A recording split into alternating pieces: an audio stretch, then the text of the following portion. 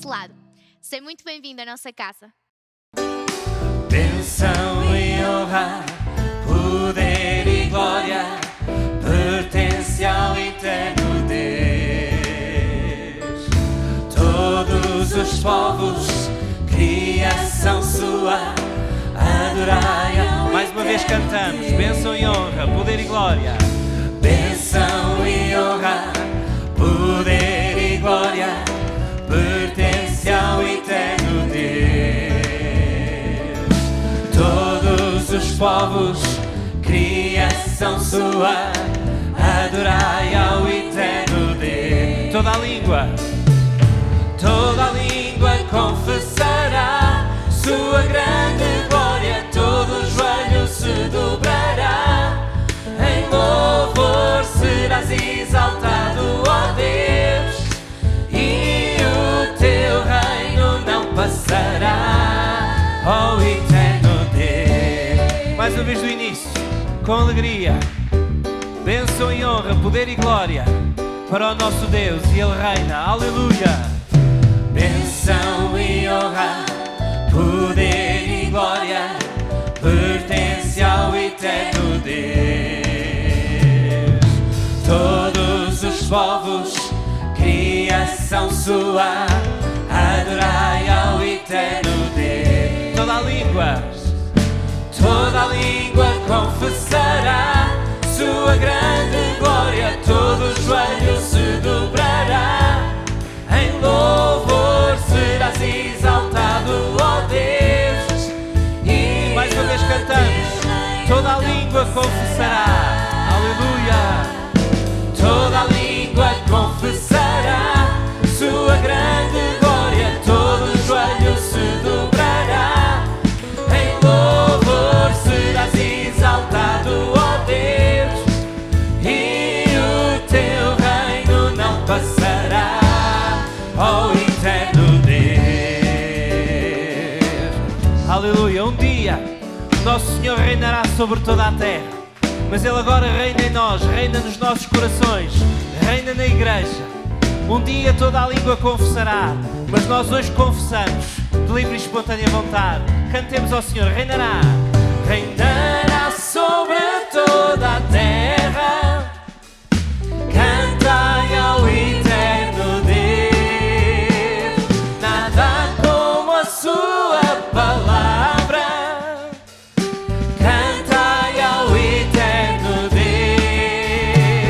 Reinará sobre toda a terra, cantai ao eterno Deus, nada como a sua palavra, cantai ao eterno Deus. Toda a língua confessará, Toda a língua confessará sua grande glória, todo joelho se dobrará.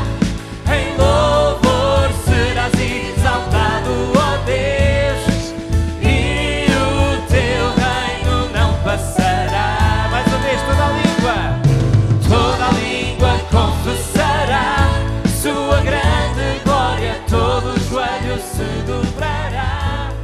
Em louvor serás exaltado, ó Deus, e o teu... Gostava que vocês fossem comigo e, de uma forma muito rápida, olhássemos para os últimos momentos da vida de Jesus. Jesus, ele, nos evangelhos de Mateus, Marcos e Lucas, somos levados a olhar para a última ceia e, mais propriamente, o evento em si. Temos uma descrição em 3 pontos de vista, com ligeiras diferenças, mas somos obrigados a olhar para esse momento.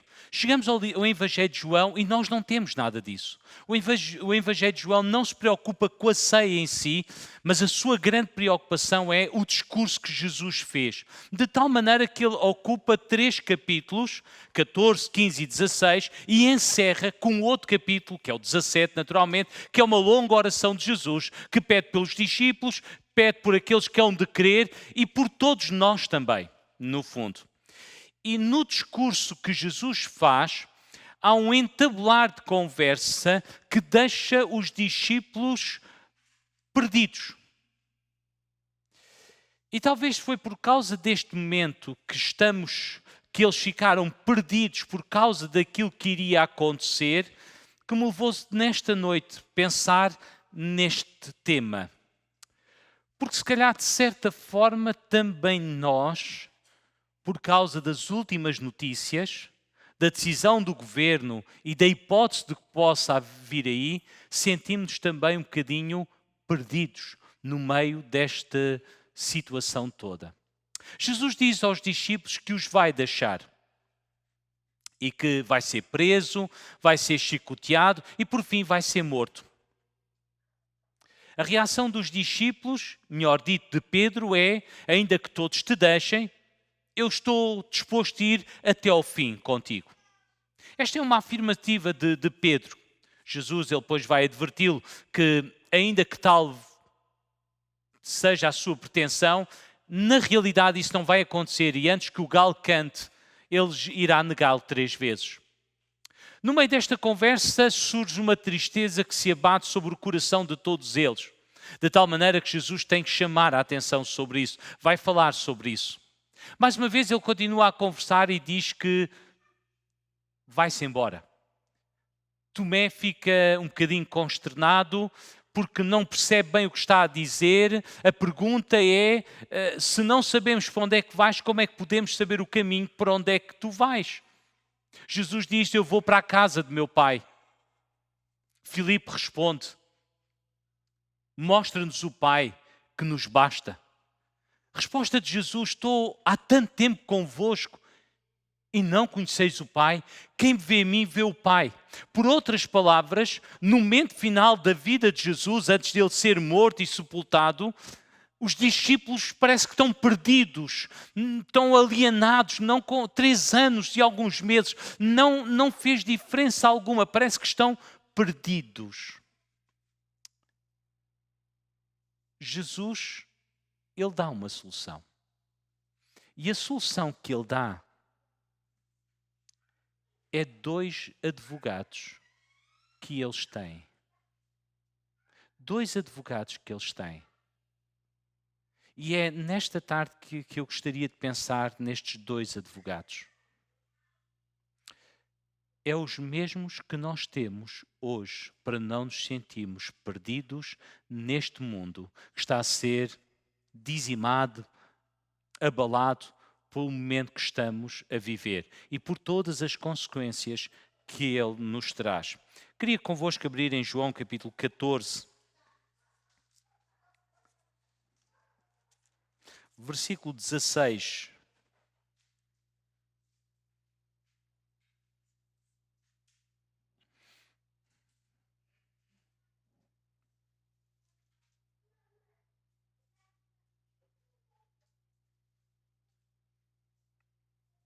Está assim escrito: e eu rogarei ao Pai, e Ele vos dará outro Consolador, para que fique convosco para sempre. O Espírito de verdade, que o mundo não pode receber, porque não o vê nem o conhece, mas vós o conheceis, porque habita convosco e estará em vós. Não vos deixarei órfãos, voltarei para vós. Ainda um pouco, e o mundo não me verá mais, mas vós me vereis, porque eu vivo e vós vivereis. Naquele dia conhecereis que estou em meu Pai, e vós em mim, e eu em vós. Um bocadinho mais à frente, versículos 25. Tenho-vos dito isto estando convosco, mas aquele Consolador, o Espírito Santo, que o Pai enviará em meu nome, esse vos ensinará todas as coisas e vos fará lembrar de tudo quanto vos tenho dito. Deixo-vos a paz. A minha paz vos dou. Não vos-la dou como o mundo a dá. Não se turbe o vosso coração, nem se atemorize. Até aqui a leitura da Bíblia Sagrada. Primeiro aspecto é, não aparece aqui o termo advogado, mas aparece sim o tema e repetido, ou a palavra consolador. A palavra tem um sentido, à luz do original, de ir junto a fim de servir de apoio. Era alguém que era chamado, alguém que era enviado ou chamado a fim de acompanhar outra pessoa e servir de apoio. Esta palavra, pois, mais tarde vai dar origem a uma palavra que ainda hoje nós usamos, que é a palavra advogado. Alguém que é chamado a fim de prestar apoio em uma situação específica em que a pessoa tem carência de. Então esta é a ideia que está aqui. E acompanhar significa manter um relacionamento, colocar-se no lugar do outro, etc. Bom, é manter um relacionamento e colocar-se ao lado. E a solução para este tempo e para aqueles dias é exatamente a mesma. É termos 2 advogados. Alguém que é chamado para estar ao nosso lado a fim de prestar apoio. Que mantém o relacionamento e que é capaz de colocar-se no nosso lugar, ver as coisas da nossa perspectiva e agir conforme a nossa necessidade. Agora, nós temos 2 advogados. Eu gostaria de pensar no primeiro. Se vocês olharem, porque é que eu chego a 2 advogados? Porque no versículo 16 vai dizer o seguinte: e eu rogarei ao Pai, Ele vos dará outro Consolador. Então significa que se Ele dará outro Consolador, tem que naturalmente haver um anterior. Significa que há um anterior àquele que será enviado. E o primeiro que foi enviado é Jesus Cristo. Então eu queria olhar rapidamente e pensar convosco acerca deste primeiro advogado. E olhar para aquilo que ele fez na cruz. E fazer-vos a pergunta para vocês não responderem, mas eu dar a resposta. Pode ser assim. Porquê é que Jesus morreu na cruz? Naturalmente iríamos nós responder que Ele morreu por causa dos nossos pecados, a fim de sermos perdoados. Seria a resposta maioritária nesta tarde. Porque é que Jesus morreu na cruz? Foi para perdoar os nossos pecados. Ponto, parágrafo. E está certo, mas não é toda a verdade. A morte de Jesus é maior e é mais profunda que esta realidade. E eu queria pensar nisto mesmo, porque ao Ele ser o nosso advogado, significa que há alguma coisa mais que compõe ou que está em Jesus Cristo e que é resultante da sua morte. Note uma coisa. O primeiro aspecto que eu gostava de pensar convosco é quando eu olho para a cruz, eu tenho que pensar em alguma coisa mais. Tenho que pensar que se Jesus foi julgado e condenado em meu lugar, significa que, em primeiro lugar, ele não foi simplesmente julgado e condenado por Pilatos, pelos chefes religiosos judeus ou até pela população de Jerusalém que gritou crucificam, crucificam, crucificam. Tem que haver alguma coisa maior e mais profundo. Porque quando eu pego na narrativa dos evangelhos, eu tenho que compreender claramente que a narrativa diz uma coisa: se Jesus quisesse, ele facilmente poderia se ter desenvencilhado da situação que o estavam a acusar e sair dali ileso. Mas as respostas que ele dá e as intervenções que ele faz vai-o conduzindo para morrer na cruz. Mais ainda, ele disse uma coisa: ninguém tem poder para tirar a minha vida, mas eu de mim mesmo a dou e tenho poder para tornar a tomá-la. Significa que não há homem algum, nem poder algum, que é capaz de lhe tirar a vida. Mas ele voluntariamente deu. Ao mesmo tempo também eu chego um bocadinho mais à frente do momento em que nós lemos, quando ele está no jardim com os seus discípulos e ele diz uma coisa ao Pai: Pai, se é possível, passa de mim este cálice, não seja feita a minha vontade, mas a tua vontade. Cálice. Então eu tenho que perceber que cálice é este. Não é o cálice que ele bebeu na última ceia. Não, não é esse cálice. Eu tenho que olhar para o Antigo Testamento e perceber que no Antigo Testamento significava juízo ou julgamento. Pergunta é: quem é que julgou? Quem é o juiz? Abraão tem um vislumbre desta realidade quando Deus está a falar com ele acerca do que irá suceder em Sodoma e Gomorra. E a expressão de Abraão é: não fará justiça o juiz de toda a terra? Então Abraão tem a noção perfeita que há um juiz de toda a terra. E esse é Deus. Chegamos a Isaías e descobrimos que há um servo sofredor que mais à frente é identificado com Jesus. Ele é Jesus de quem Isaías fala, mas ao mesmo tempo também chegamos ao capítulo 53 e fala de um Senhor que fará cair a iniquidade de nós todos. Diz também que foi cortado da terra dos viventes. O castigo que nos trouxe a paz caiu sobre ele. O Senhor lhe imputou-lhe ou fez cair sobre ele a iniquidade de nós todos. Então significa que eu começo a ter um vislumbre de que a morte de Jesus tem a ver com o juiz que o condenou em meu lugar e em teu lugar.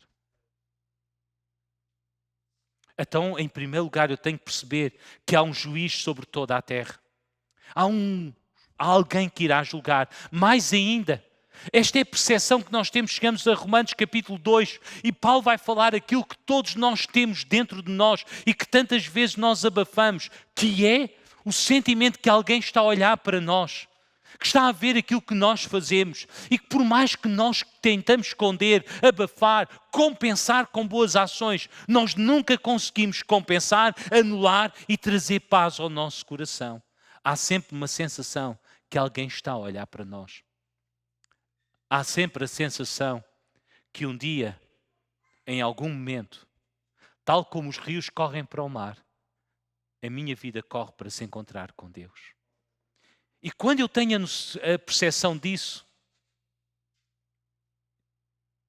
ou quando tu tens a percepção disso, tu ficas com medo. Tu ficas receoso ou receosa.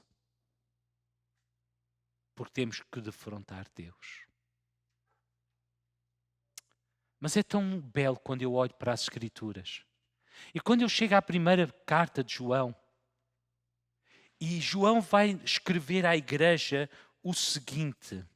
Diz que ele é propiciação pelos nossos pecados. Um palavrão que hoje nós não usamos tanto, mas é tão interessante, porque João diz na primeira carta, capítulo 2, versículo 2, ele é propiciação pelos nossos pecados. O que é que isto significa? Significa que ele não simplesmente morreu pelos nossos pecados, a fim de nos induzir alguma vida moral, alguma ideologia. Não. Ele veio restaurar o homem a Deus.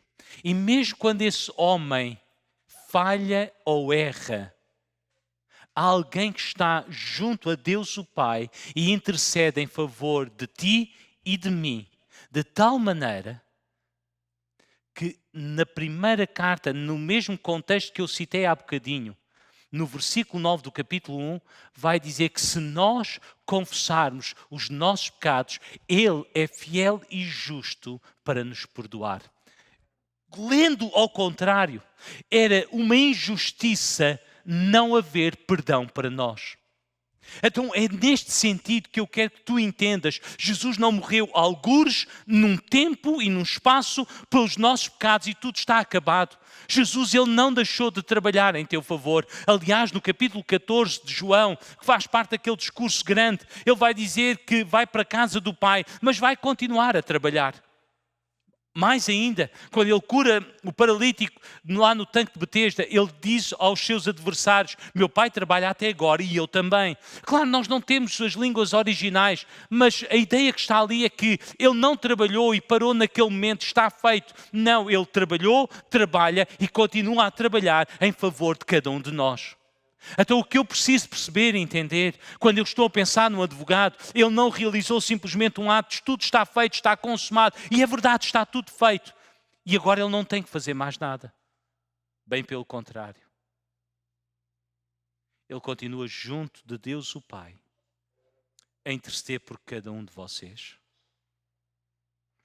E quando nós erramos e falhamos, quando nós pecamos, se nós formos até Ele, porque neste mesmo contexto, João vai dizer que não há ninguém que não peque.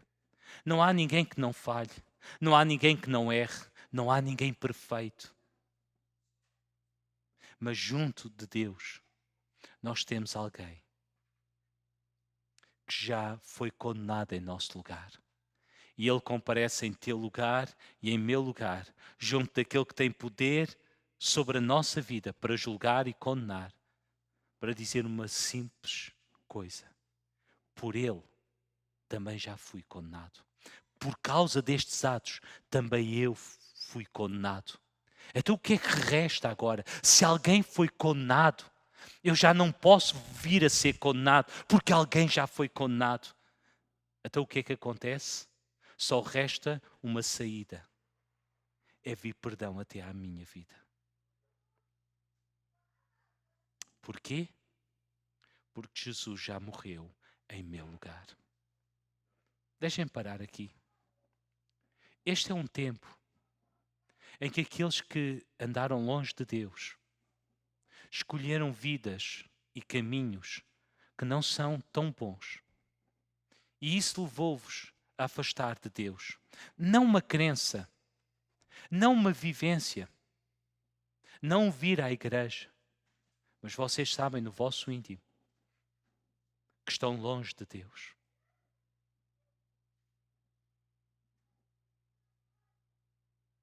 Nesta noite, tu tens um advogado para resolver a tua questão com o Pai. Tu tens um advogado para resolver definitivamente a tua questão com o teu Pai, que está nos céus. E ela pode ficar resolvida hoje mesmo.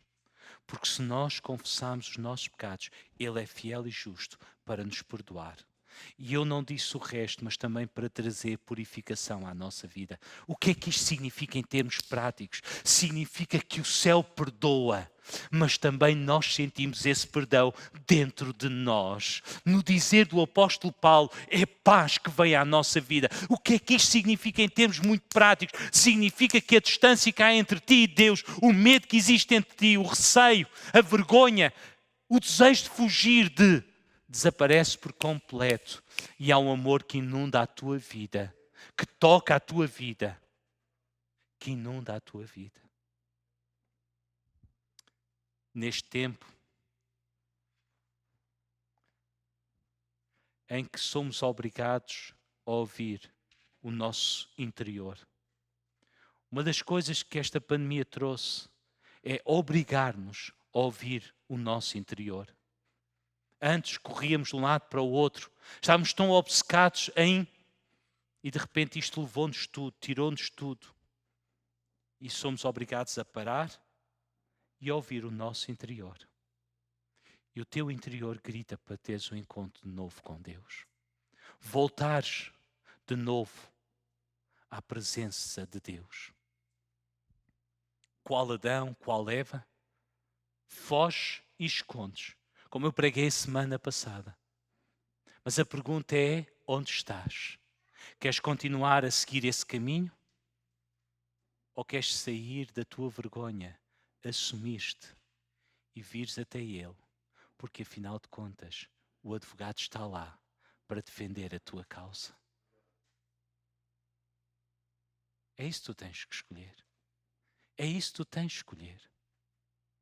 Porque afinal de contas, e já iremos lá, Jesus vai dizer, a minha paz vos dou, não vos-la dou como o mundo a tem. A paz que eu tenho para vos dar, para trazer à vossa vida, é diferente da sociedade. Não tem a ver com as circunstâncias, não tem a ver com as condições, tem a ver comigo.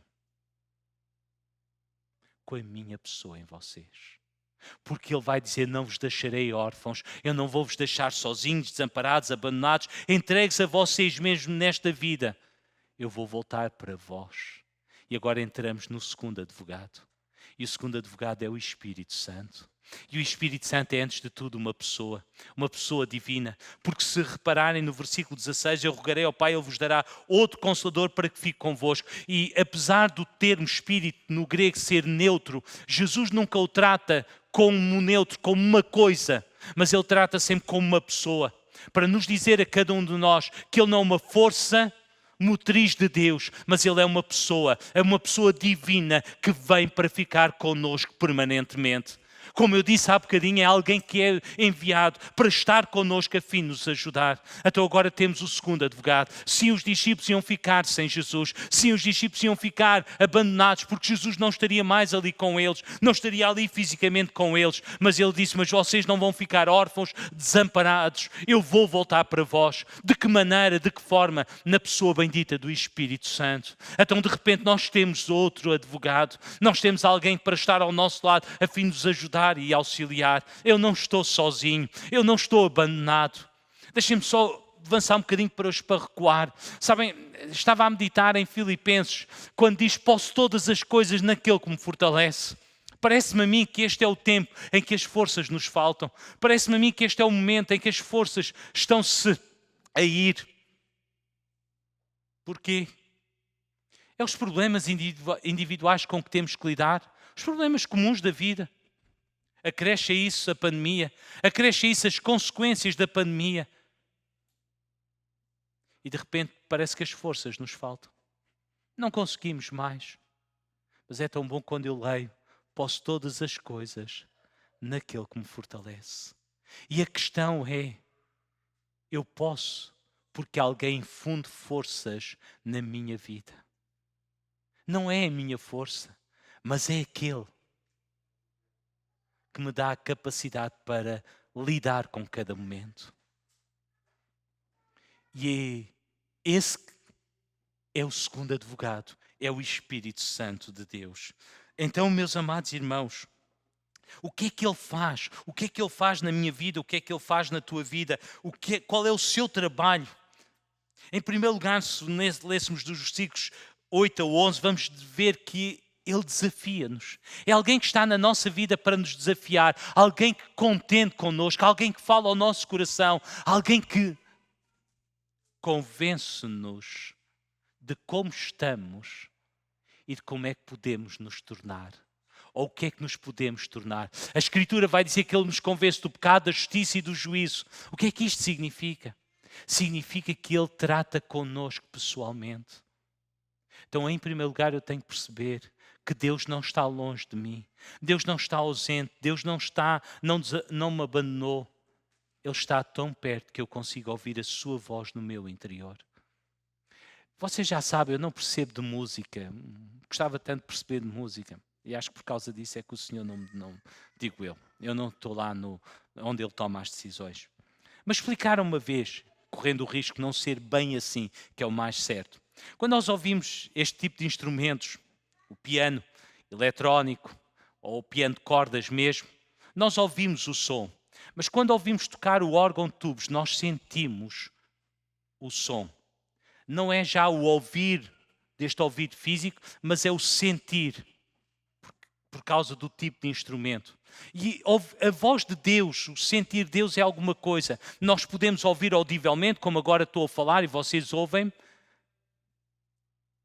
mas Deus, eu posso ouvi-lo no meu lado interior. Eu posso sentir. Não é tanto o ouvir físico, mas é o sentir.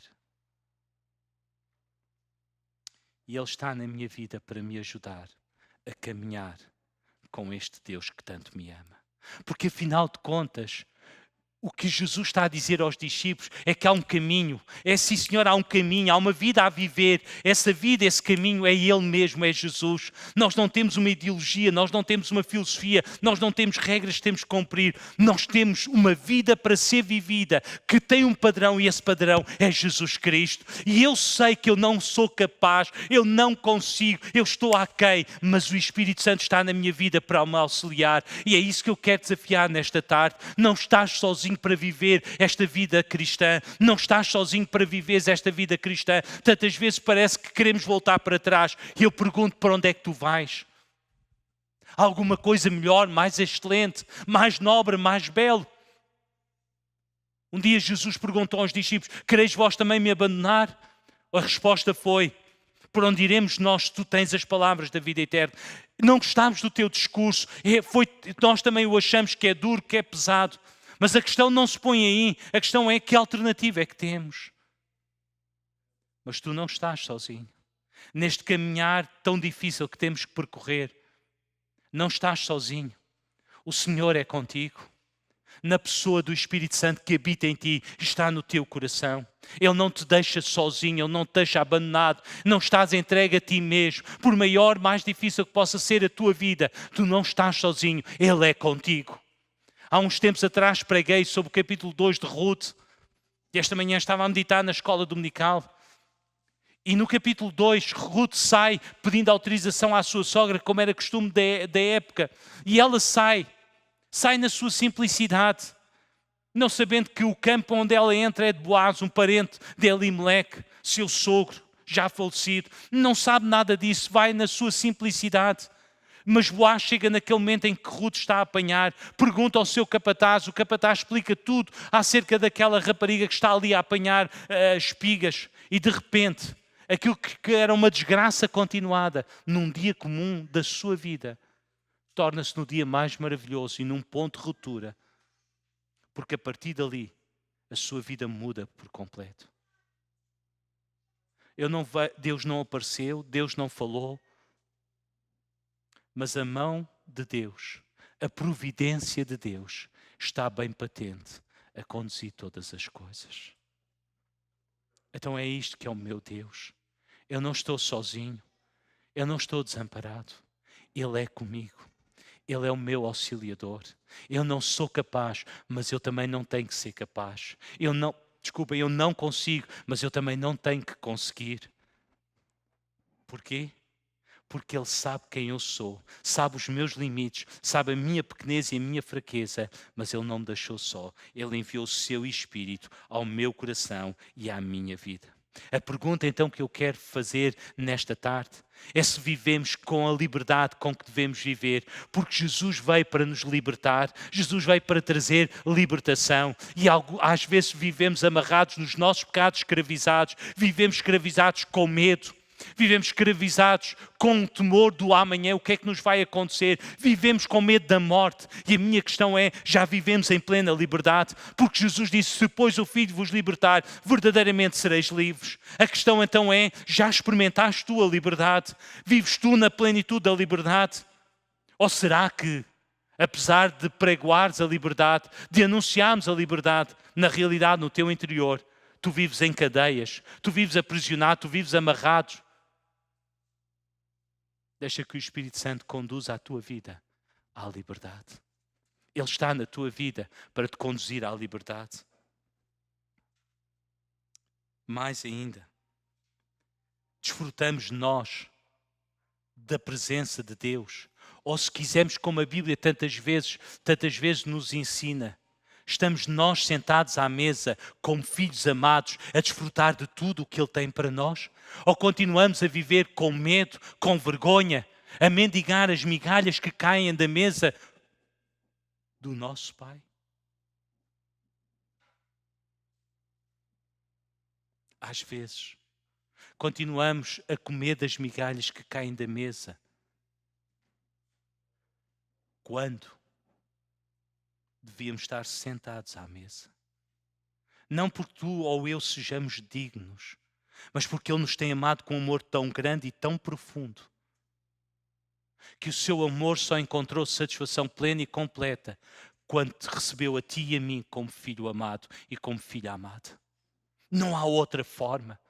Mas quem é que nos traz esta verdade até nós? Uma coisa é eu falar, uma coisa é eu dizer que Deus vos ama, outra coisa totalmente diferente é experimentar, é conhecer o amor de Deus que excede todo o entendimento, que não há palavras, mas eu posso experimentar. Quem é que me traz isso? E isso, quando afeta o meu coração, quando entra na minha vida, isso traz-me paz, traz-me segurança, traz-me descanso.